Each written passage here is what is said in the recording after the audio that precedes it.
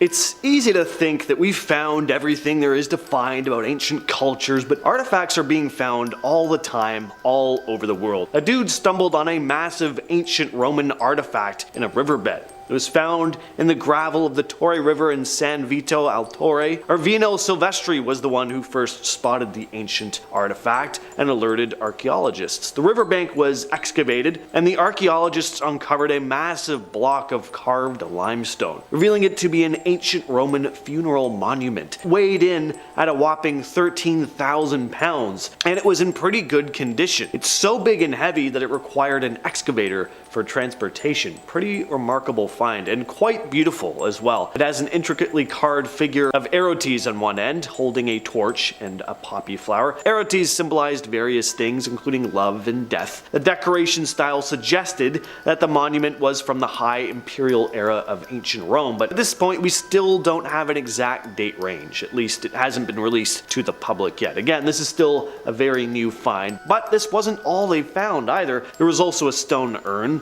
a limestone carving depicting a man's face, and a number of bricks and tile pieces. Next on the list is what I'm just going to call the treasure trove. Now, this news just came out last week at the time of recording this video. Archaeologists in Panama unearthed an ancient burial site filled with treasures at El Caño Archaeological Park. The burial dates back between 750 AD and 800 AD and looks like it must have belonged to an elite lord. The burial revealed the remains of a high-status man who was likely between 30 and 40 when he died. Aside from bones though, there was a whole bunch of treasure. Breastplates, belts adorned with gold, beads, intricate bracelets, earrings. There were even a pair of crocodile-shaped earrings, which is pretty cool. They also found gold-covered sperm whale teeth earrings. How extravagant is that? Not only do I have a necklace with whale teeth, but I gotta get them coated in gold too. That's not even all they found. They also uncovered bracelets and skirts made from dog teeth, bone flutes, and a bunch of pottery pieces.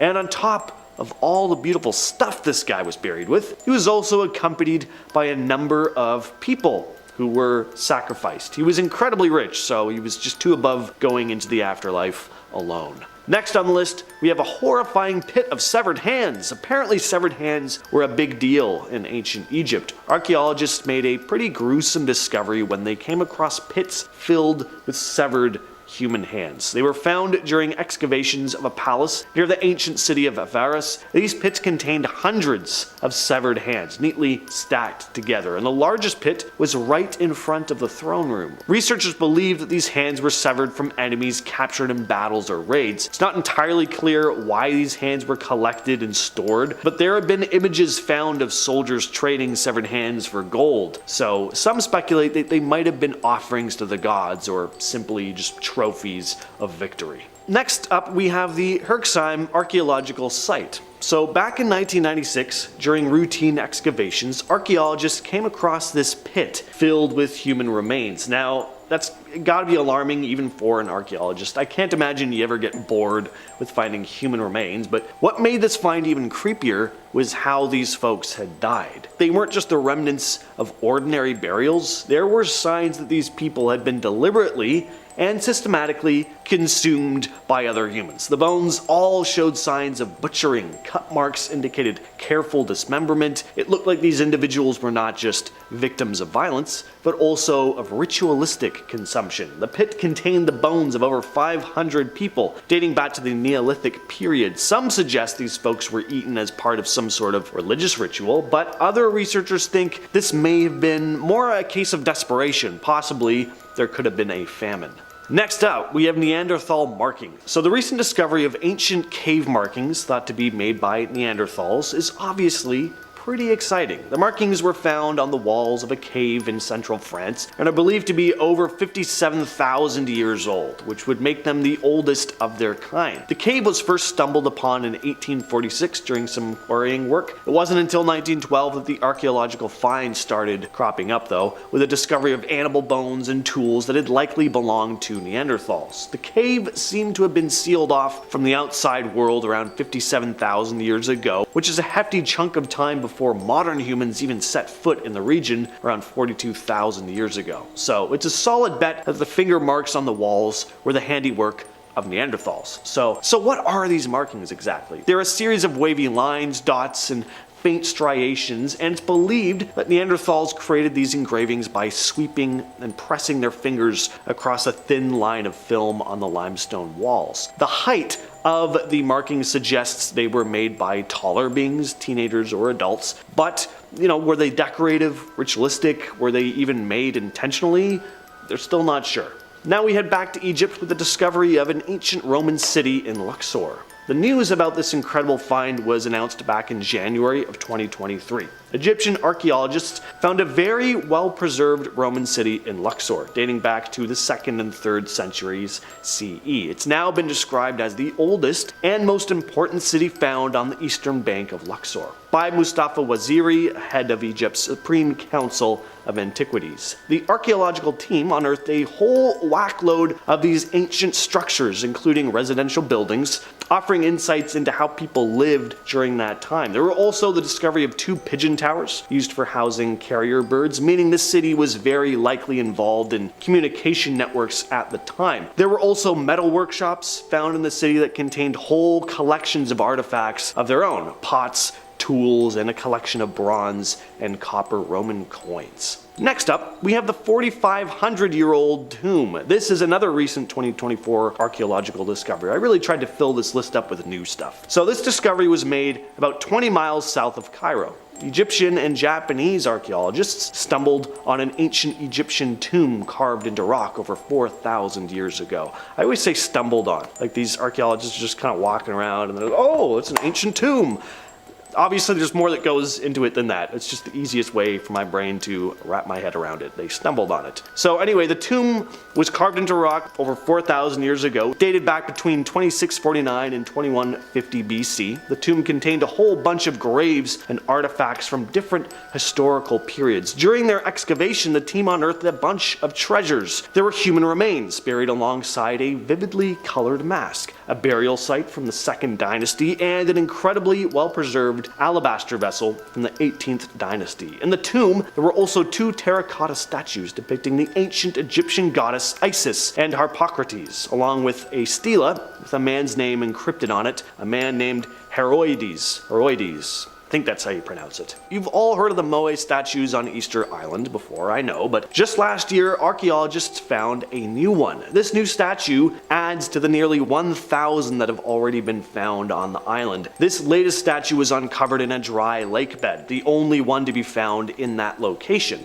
So far, anyway. The discovery was made by the organization that oversees the island's national park. Terry Hunt, a professor of archaeology at the University of Arizona, was incredibly excited about the find and described how important it is that these statues be retrieved, helping to preserve the history of the Rapa Nui people. So with how much attention and research has gone into the Easter Island statues, why was it that this one was just discovered now? Well, they're saying it's probably because of changes in the area's climate, resulting in the drying out of the lake that was surrounding the sculpture, and they're thinking it probably won't be the last one to turn up. Next, we have another exciting discovery. News about this came out just recently as well. A ton of cool artifacts were found in Brazil. And this one's pretty cool because this stuff was discovered completely by accident. This really was like stumbling on it. So there was a routine construction project going on at an apartment complex, but then construction workers came across a pretty alarming find, human bones, and then more and more stuff started turning up. There were also pottery shards, so these bones weren't recent. Turns out all this stuff belonged to an ancient civilization dating back as far as 9,000 years ago. During excavations, they found thousands of artifacts, and not only that, but these artifacts could possibly reshape the understanding of human settlement in Brazil. The site known as Rosanne's Farm was full of stone tools, ceramic fragments, decorated shells, and bones, which was excavated over the course of 4 years of intense digging. And in total, 43 human skeletons and more than 100,000 artifacts were uncovered. Archaeologists unearthed remnants of a group that existed around 8,000 to 9,000 years ago, meaning that humans moved into the region much earlier than previously believed. The leader of the excavation stated the discovery could, quote, completely change the history of not just the region, but all of Brazil. End quote. This finding may totally change the way we look at the timing and the routes of human migration into the Americas from Asia, which is pretty cool. And we're finishing off the list with the finding of a mysterious Anglo-Saxon artifact, again just in January of this year, in Langham, England. A treasure hunter made a pretty cool discovery with a metal detector. It was a small artifact made of gilded silver. It was just under an inch in diameter and 0.3 inches in height. Apparently it dates back to the 8th century. It also has an image of an animal engraved on top, along with Celtic knot-like patterns. Not entirely clear what the object is. The Portable Antiquities Scheme, who are responsible for recording finds like this, noted the thing is similar to other items discovered in the same time period, but this one stands out because of its size and its design. Historian Helen Giak speculated that the spiral pattern on the artifact looked a lot like Celtic designs, and that the animal depicted could be a horse. Definitely what it looks like to me as well. She also praised the craftsmanship, noting that it was created by someone with a keen eye for beauty. And again, I agree. That thing, it looks fantastic. Starting off our list today with the peoples of Nan Madol, who lived approximately 1,200 years ago in the ancient city Nan Madol off Pohnpei, Micronesia, located in the western Pacific, about 2,500 miles southwest of Hawaii. The civilization lived on the east side of the island, but the materials used to build their civilization were only ever available on the west side. And so the people of Nan Madol must have journeyed from one side of the island to the other in order to retrieve the 750,000 tons of heavy basalt they used to construct their intricate structures. By the way, the average modern-day cruise ship only weighs about 250,000 tons, so these materials would have been about triple that. And not only did they have to move these materials, they had to carve and shape and stack them too. I mean, clearly they did a great job, seeing as many of their structures still stand today, but it was also done without any concrete or mortar whatsoever. It's literally just the weight of the stones that have held ritual sites, temples, and tombs together to this day. It is an amazing achievement, but historians truly have no idea how the civilization could have possibly done what they did without the assistance of modern-day technology. It's a true historic mystery. When it comes to mysterious ancient Mesoamerican civilizations, the Mayans are usually the first to come to mind, but probably even more mysterious are the Olmecs. You look up Olmecs on Google Images and you'll see tons of pictures of their beautifully crafted sculptures, but not a whole lot is really known about their culture or why they disappeared. They were one of the earliest civilizations in the Americas, living in what is now southern Mexico, around 1200 to 400 BCE. From what has been left behind, they were a pretty advanced civilization, but even still, so much about them has been lost to time. They're probably most well known for their colossal stone heads, massive sculptures, some weighing as much as 40 tons, often depicting human faces. The fact that the Olmecs transported and carved them without the type of technology we had today is pretty impressive. They may have also developed one of the earliest known writing systems in the Americas, but only a few inscriptions have ever been found, and they're hard to decipher. They seem to influence later cultures though. Their art style, some of their religious symbols, they appear in other Mesoamerican societies that came along after the Olmecs had vanished.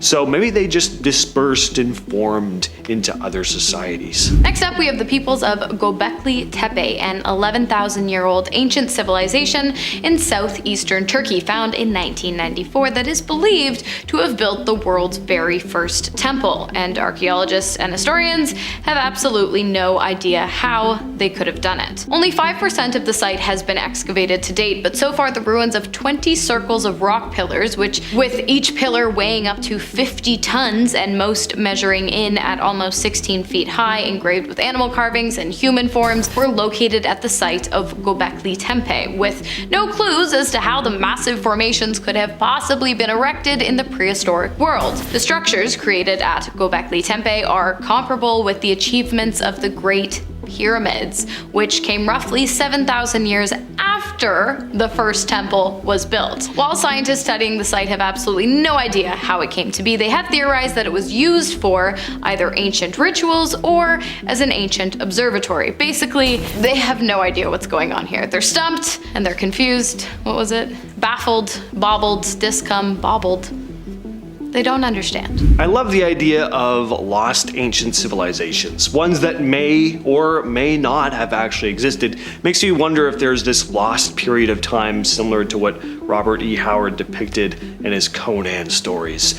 One supposedly lost civilization you don't hear about often, though, is the lost continent of Mu. So according to the story, Mu is a large landmass somewhere in the Pacific Ocean, home to an advanced civilization. The continent is said to have sank beneath the waves thousands of years ago. So, a lot like Atlantis. Mu is often said to be pretty much the same as Lemuria as well. The idea of Mu became popular in the late 19th and early 20th centuries thanks to writers like James Churchward. Churchward claimed to have discovered these ancient tablets in India that told the story of Mu. He described it as a highly developed society with sophisticated knowledge of science and technology, but there's said to be no verifiable evidence of Mu or Lemuria.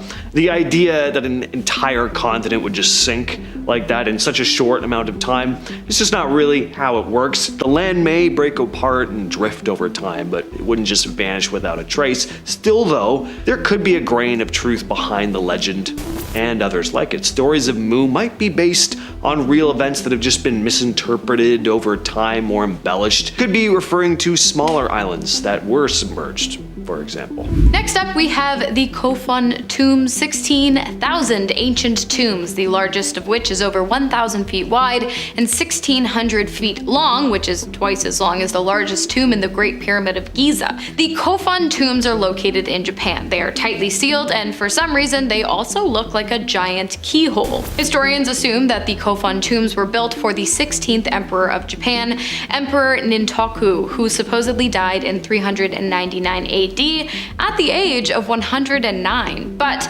since they have yet to excavate the sacred site, there is really no way to know for sure. Right now, it's really just one big mystery, and it's looking like it might stay that way, unfortunately, or fortunately, because the grounds are classified as a sacred religious area. Trying to enter them is illegal, and trying to dig them up would surely land you at least 1 or 2 years behind bars. I think we should maybe just let this one rest and remain a mystery. Sometimes it's nice to wonder.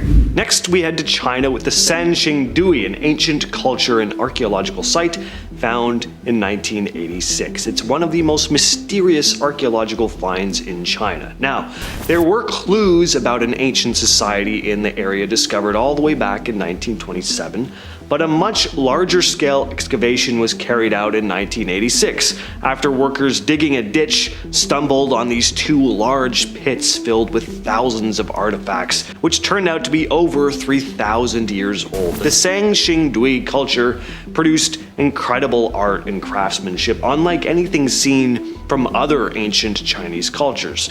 Included in the artifacts were bronze masks, gold and jade items, and intricate statues. One of the biggest mysteries of Sanxingdui is why the civilization suddenly vanished.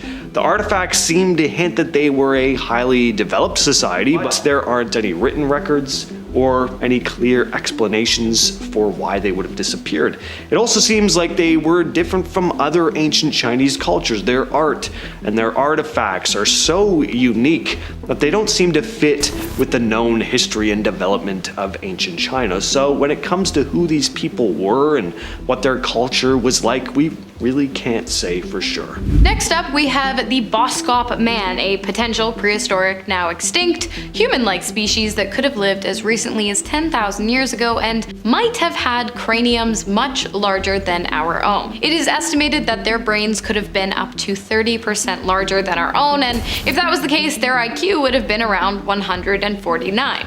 The average IQ in America is 98. However, the increased intelligence would, of course, depend on where the Boskop man carried the majority of their brain mass, as intelligence increase generally happens in the prefrontal cortex of the brain, which is largely responsible for our highest cognitive functions like decision-making, memory, and self-awareness. With that being said, perhaps their frontal cortices were so big that they became so self-aware they ended up enlightened and eventually decided to become one with the universe. This, of course, is all scientific speculation, seeing as the only evidence of the peoples are partial skull fragments, but many scientists seem to believe the theory, so personally, I'm on board with the highly intelligent prehistoric men that probably would have beat me in a game of chess, but I think anyone would.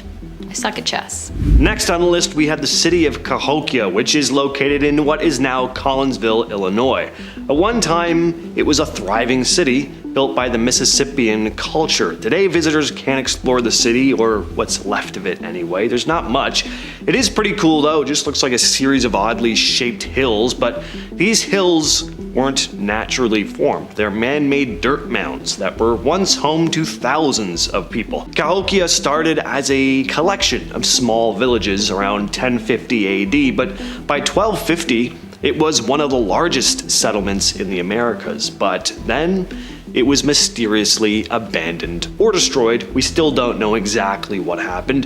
There are no written records from that time, and there wasn't a whole lot of archaeological evidence left behind. Next up, we have my favorite. I don't care if you don't care about it. It's Atlantis, the peoples of Atlantis. And before you run to the comments to tell me you don't believe it or you've heard it before, sit back, relax, and listen to some evidence you might have not heard before. Did you know that there are actually records of Atlantis written by the ancient Greek philosopher Plato, who described the city being located just outside the Strait of Gibraltar?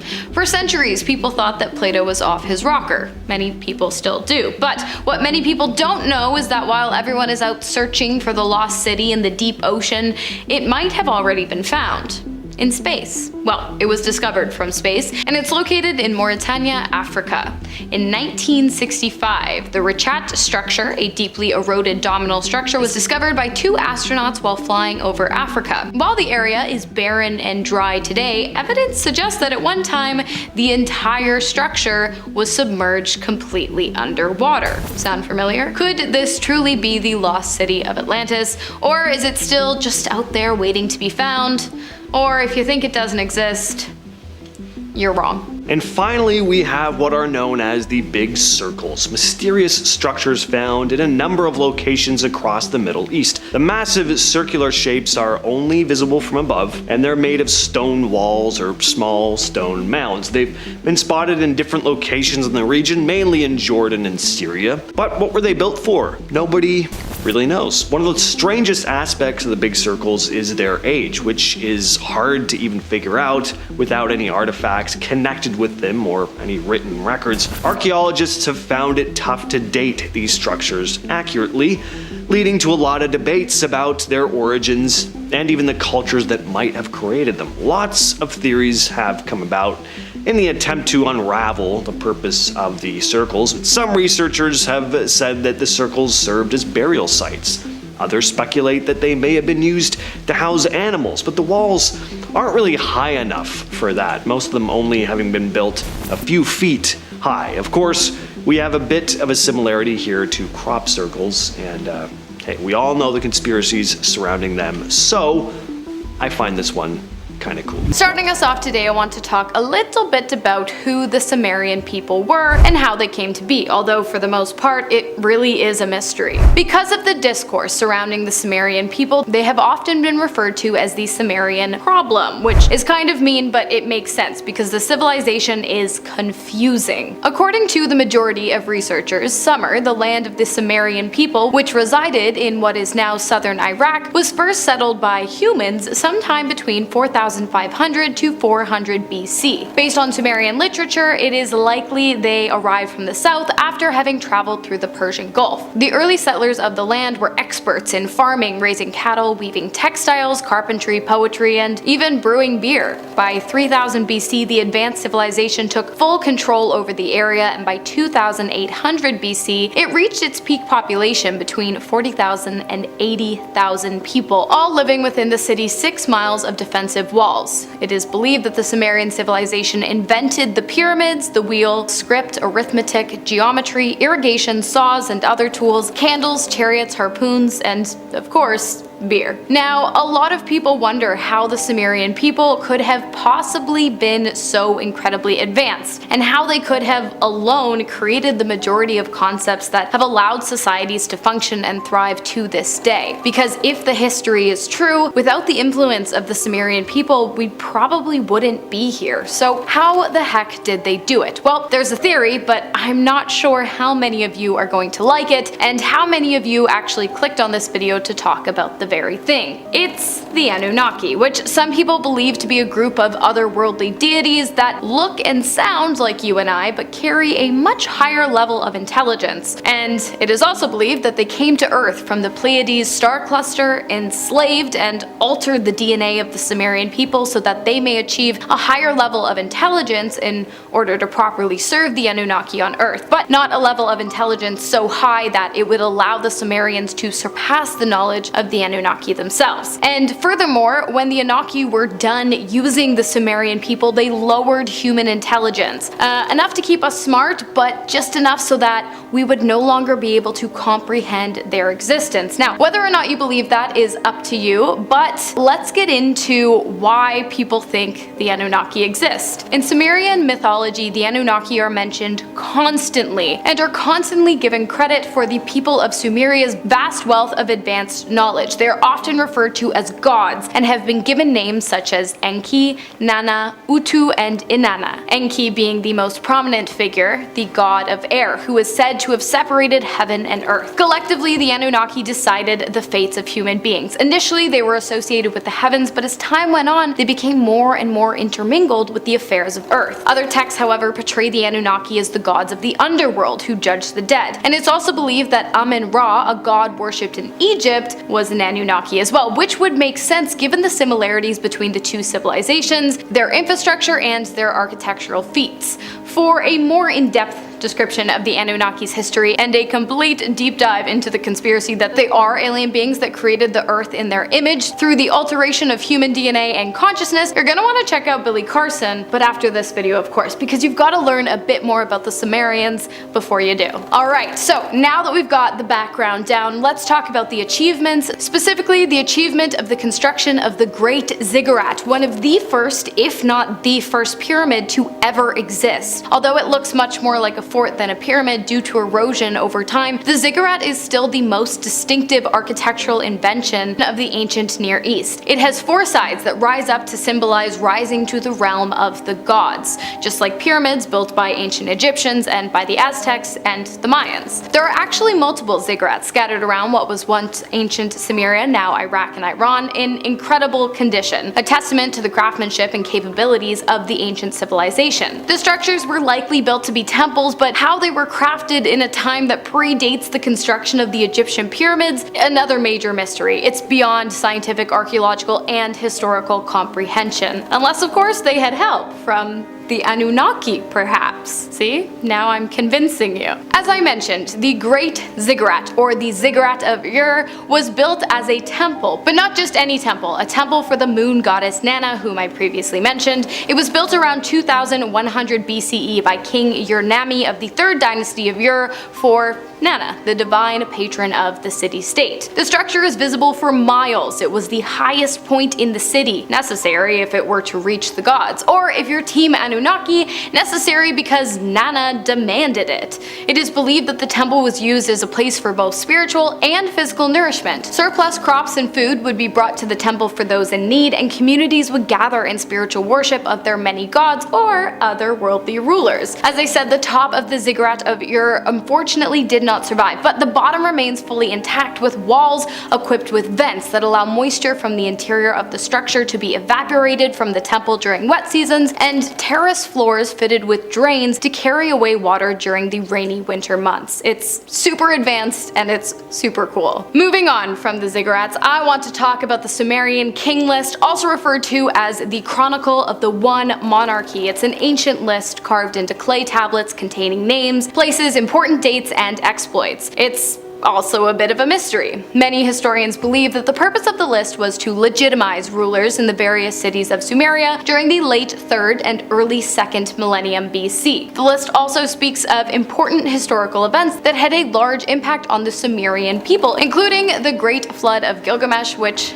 I will get to later. Unfortunately, much of the text is missing, as the entirety of the king list has yet to be found, and so there are many secrets still hiding within the script that have yet to be deciphered, found, or revealed. So yes, the majority is yet to be found, but what was found was a pattern. The majority of the rulers listed are male, which makes sense. I mean, it's called the King script, and it was written sometime between 4500 and 2000 BC. There is, of course, one standout. The queen. One queen, the only queen as far as we know, Queen Kubaba. And she is said to have ruled Kish, a city in Sumeria, for 100 years during its 3rd and last dynasty, likely sometime around the 25th century BCE. So not only was the Sumerian civilization as a whole highly advanced, apparently, their women lived incredibly long and prosperous lives as well. According to ancient scripts, Sumeria under the rule of Kubaba was peaceful and prosperous. Here's the thing, the mention of Kubaba on the king list questions the authenticity of the entire thing, because it's unclear whether or not Queen Kubaba was a real person, worshipped like a god, or if she actually was a god. Or, you know, Anunnaki. Another important artifact found in what was once ancient Sumeria are the Sumerian seals or cylinders, small cylindrical objects carved with images in reverse, hung on strings of fiber and leather, and likely worn around the neck or wrist, and likely used to authenticate documents. It is believed that each seal was only ever used by one person. When a document required a signature, a seal would be rolled across a slab of clay to signify the agreement of whomever was in possession of the tool. While this is all good and well, there is another theory about what the seals might have been used for, one with a little more whimsy. Some seals are said to have held great magic and power because of their intricate beauty and delicate creation. They were intricate murals carved on small pieces of semi-precious stones such as agate, lapis lazuli, statite, limestone, marble, quartz, serpentine, hematite, and jasper, with prominent members of society receiving seals carved into silver and gold. Could Sumerians have been the first to create true document authentication? Possibly, or were they just carrying around little magic amulets? Who really knows? Alright, next up, the Sumerian history, as described by their ancient texts, holds some striking similarities to the history of Christianity. In Christian scripts, Genesis 6-9, God decides to bring about a great flood that will destroy all life on earth in an effort to rid humanity of its wickedness. However, he spares the life of the righteous Noah, Noah's family, and 2 of every kind of creature, so that the earth may one day be repopulated. After the flood, Noah sends out birds to see if it is safe to leave the boat. Scripts written out on Sumerian tablets tell an incredibly similar story. It's the Epic of Gilgamesh, in which the main character Gilgamesh is given an account of the Great Flood from his ancestor Utnapishtim, who was instructed by the gods to build a boat and save both his life and the lives of his families, as well as animals from the flood. After the flood, Utnapishtim sends out birds to see if it is safe to leave the boat. The similarities are too much to ignore, but what does it mean? Was there really a great flood, or was Christianity actually influenced by the mythology of the Sumerian people? There's really no way to know, but it's a super interesting concept. You know what else we have no way of knowing? Why or how the Sumerian civilization ended. There is a lot of controversy regarding the theories as to what brought the empire to its knees and the Sumerian people to an end after centuries of ruling the lands of Mesopotamia and cultivating abundant and advanced societies. But I will tell you the main 4 theories. 1. That their irrigation system, which diverted rivers inland to irrigate soil, destroyed their crops because the rivers carried harmful salts and other mineral matter that made soil too acidic and caused their crops to die. Thus, they had to disband. 2. That the river used to irrigate the soil dried up and caused the economy to fall and eventually collapse. 3. In 2004 BC, the Elamites stormed Ur and took control of the capital, during which time Amorites began replacing the Sumerian population and the Babylonian Empire was formed. And 4. A combination of all 3. Of course, However, there is another theory that is not so well received in the historical field, but might be well received by many of you, and that is that the Anunnaki was done with the Sumerians, for they had served them as much as they could, and so these otherworldly beings dumped the people of Sumeria and left them and their empire behind to crumble, and the existence of the Anunnaki to be forgotten, until now, that is. In our number 10 spot, we have the ziggurats. Known as one of the earliest civilizations to exist, Mesopotamia is considered to be the site of some of the earliest developments from the Neolithic Revolution, originating from 10,000 BC. Mesopotamia is a source of much inspiration for important human history, including the planting of the first cereal crops, the invention of the wheel, mathematics, agriculture, and much more. It was the home to the Sumerians and Akkadians in what we know as of present-day Iraq. The first known city, called Uruk, or Ur, was constructed in around 4500 BC by the Sumerians. They dominated this city from the beginning of written history in 3100 BC. They created structures called ziggurats that are pyramidal stepped towers that were used as temples during this time. These structures are massive and so detailed and complex that there is great wonder about them. The design of the Egyptian pyramids is said to be a possible evolution from the ziggurats. Much like the pyramids, there is much speculation as to how these gargantuan structures were built when you think about the fact that, well, they didn't have any of the equipment that modern day construction workers have. Not to mention that they just had seemingly evolved overnight from the Stone Age. Conspiracy theorists suspect aliens or a magical race that were way more advanced, and then somehow they were wiped out. Personally, I think they were magical aliens, clearly from Atlantis. Anyone with me? It's pretty terrifying to think that a magical race could have once existed and now we're left with this world. We're basically like that Disney movie Onward. We stopped using our magic and so now magic doesn't exist. Okay, I'll move on. Coming up in our number 9 spot, we have the Epic of Gilgamesh. Known as the earliest surviving literature as well as the second oldest religious text after pyramid texts, the Epic of Gilgamesh is a 3,000-lined poem written on clay tablets. It portrays the heroic actions of Gilgamesh, who is said to be the 5th king of the city of Ur. He was known to have the perfect body like that of Chris Hemsworth, and it is said that he also had supernatural powers. The people said that he was 2/3 god and 1/3 human and as strong as a bull. So basically Thor, aka Chris Hemsworth. Even with this text, there is much debate as to whether Gilgamesh was a real person. Some people believe him to be an alien, or he is perhaps a character from one of the first fictional stories written. We'd love to know your thoughts in the comment section below. In our number 8 spot, we have the ancient purse. The ancient gods were shown to look like they were holding purses in a lot of old depictions of them. Around the world, there are similar god depictions in places like Mexico and Turkey. All of them are holding something that looks like a handbag. There are many ancient texts that have said that the gods would bring knowledge in bags, and so many believe that this is what these ancient depictions are representing. But who really knows what terrifying things that could be in those bags? Perhaps they could hold seeds to create a lovely vegetable patch, or they could have held body parts of enemies past. You never know. In our number 7 spot, we have cuneiform. The cuneiform is a system of writing, one of the oldest ancient texts that was used for over 3,000 years. Cuneiform was essentially pictograms that would be written on clay tablets. The Sumerians would use this text to document their history, and many other civilizations would go on to use it as well. The cuneiform was used until around 100 BC when the alphabet script became popular, but at its creation it was a massive step for mankind. When a scholar named George Smith from 1840 to 1876 translated the Epic of Gilgamesh, the world's understanding of history completely changed. We once relied on the Bible to understand much of history, when now we gained a deeper understanding as more and more cuneiform tablets would be interpreted. How this system seemingly birthed from nowhere is still a mystery. Could be pure human ingenuity. Most likely though, aliens. Are you seeing a pattern here? In our number 6 spot, we have the Ubaid Lizard Man.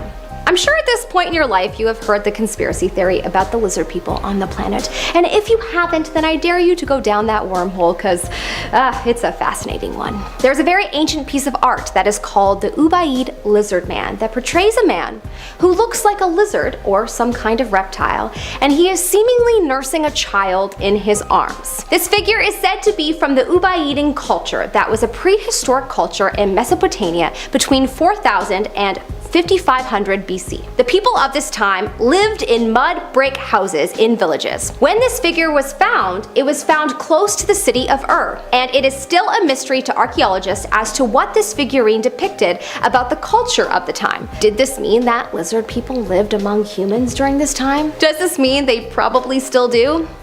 Most likely. In our number 5 spot, we have the Enuma Elish. Found in the city of Nineveh in 1894, thousands of cuneiform tablets were discovered, and one of them was the Enuma Elish.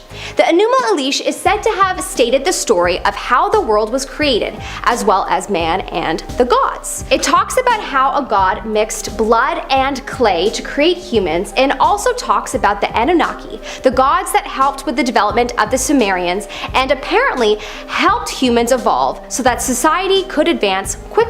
People speculate whether the Anunnaki were just aliens who visited the planet from another world and gifted humans with advanced intelligence, which honestly would explain how we went from living in mud brick houses to building the ziggurats, but maybe that's just me. Perhaps the Anunnaki are really just the lizard people I spoke about earlier.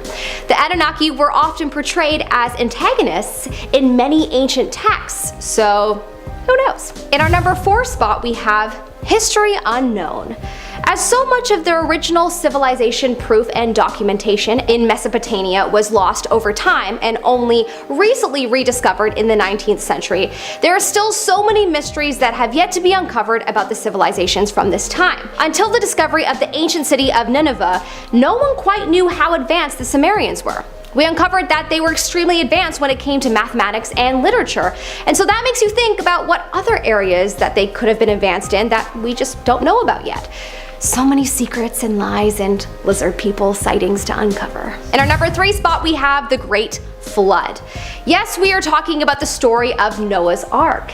The Epic of Gilgamesh, the ancient text I spoke about earlier, seems to depict a story just like Noah's Ark. In this version, the Anunnaki gods were quite mad at the sins of the people of the world at the time. But similar to the story in the book of Genesis, a god punished mankind by sending a catastrophic flood to wipe out humanity, and only one man was chosen to survive. He built a boat to hold himself and some animals and seeds and birds to be released after the flood. What's interesting is the Great Flood is said to be a myth, and yet it is seemingly depicted all around the world. As the Epic of Gilgamesh is so old, it is said that the Bible story was actually borrowed from it. In our number 2 spot, we have the Hanging Gardens of Babylon. Babylon is a state in Mesopotamia, and it is said to be the home of the very famous Hanging Gardens of Babylon. Spoken about in many ancient texts, the Hanging Gardens is one of the wonders of the ancient world. It is believed to have been constructed by King Nebuchadnezzar. That's a hard one, folks. Nebuchadnezzar. Say that 5 times fast. I probably pronounced that wrong, but that's a hard one. He was known to be a powerful ruler, and it is said that he built the gardens for his wife. The gardens would have been constructed similar to a ziggurat, with plants and flowers hanging off of it. There is no actual archaeological findings that point to this ever existing besides ancient texts where it is talked about, and they seem to point to very mysterious things going on here. It is theorized that it was destroyed by earthquakes, but no one really knows. Finally, in our number 1 spot, we have Long Live the Kings. Another mysterious cuneiform tablet was found that has a list of Sumerian kings, 140 different kings to be exact. What is mysterious is that some of the kings lived extremely long lives. Lives that were so long that it almost makes you think they weren't human. Are we all just descendants of these lizard people, or maybe that's just the top 1%?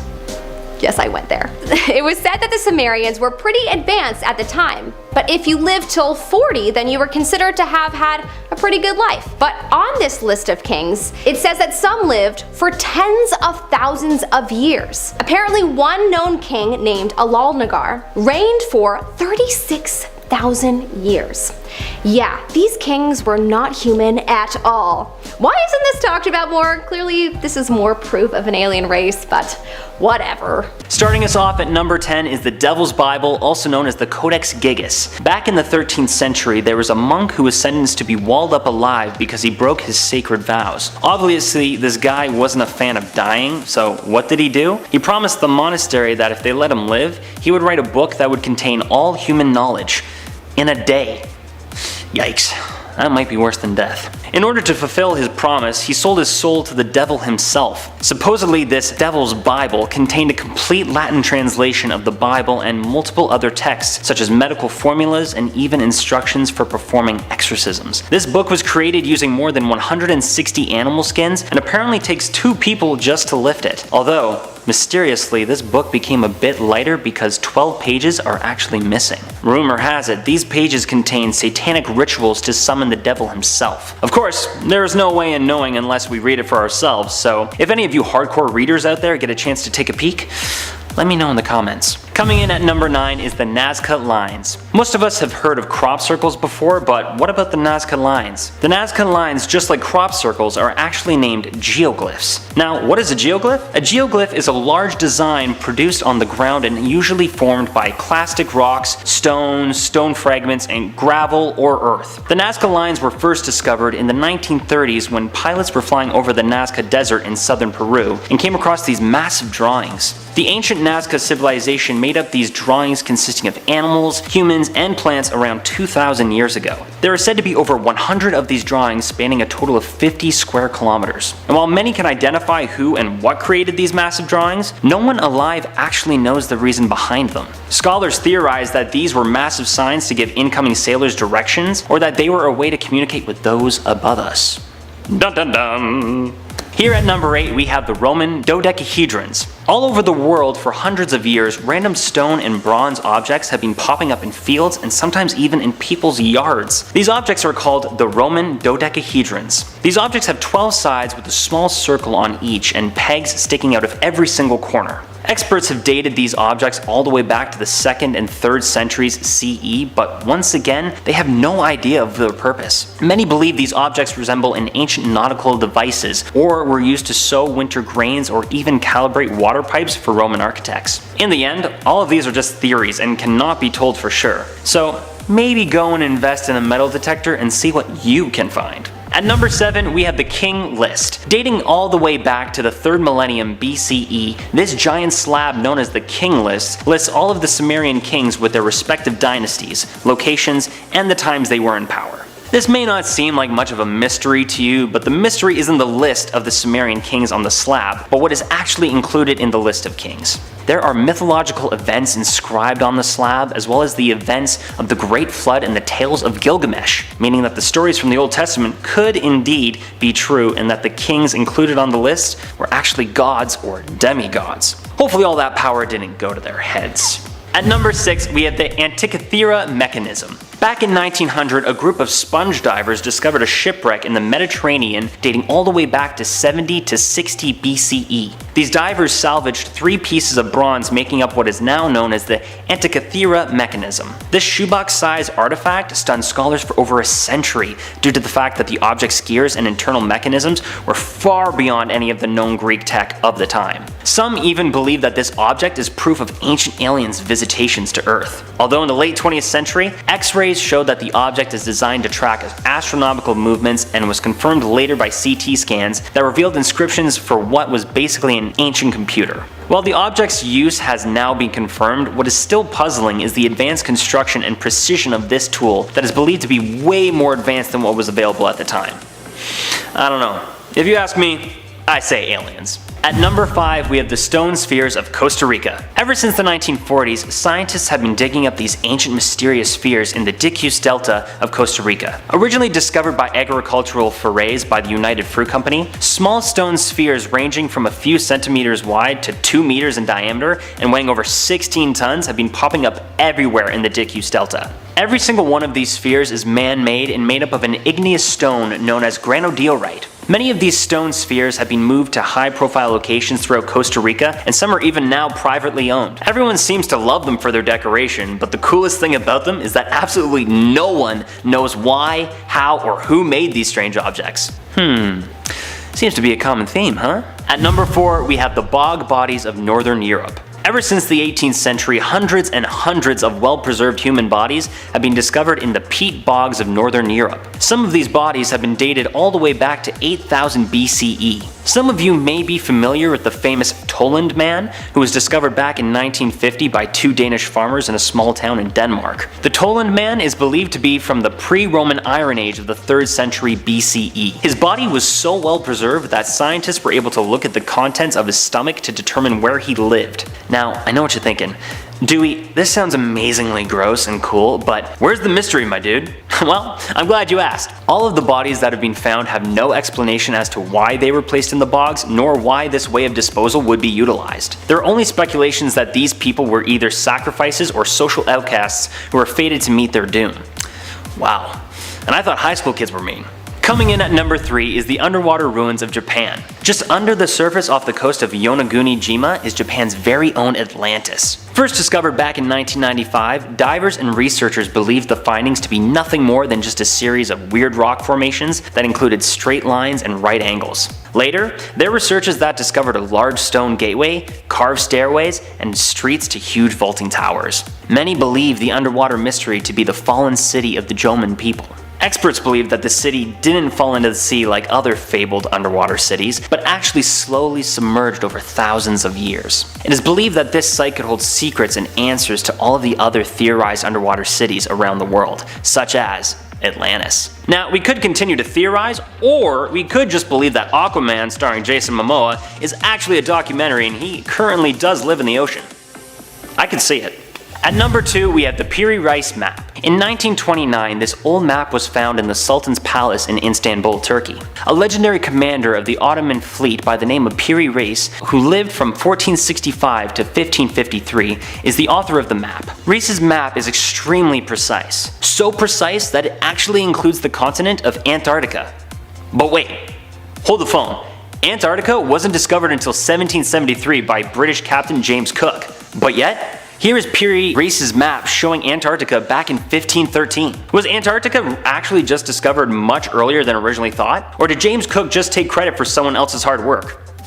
We might never know. Finally, coming in at number 1 is the infamous Big Daddy Stonehenge. In case you've been living under a prehistoric rock for the last few thousand years, you've probably heard of Stonehenge. Stonehenge is a giant prehistoric monument that is located in England and dates back to 3000 BC. The monument consists of a ring of standing stones all weighing around 25 ton, originally from a quarry located 25 kilometers or 15.53 miles away from the current monument. Not one person knows how these ancient people could have moved these massive stones without the use of a wheel or pulley, or why they were even formed in the first place. Is it an ancient observatory? Healing place? Did ancient aliens create it as a landing pad? We may never actually know.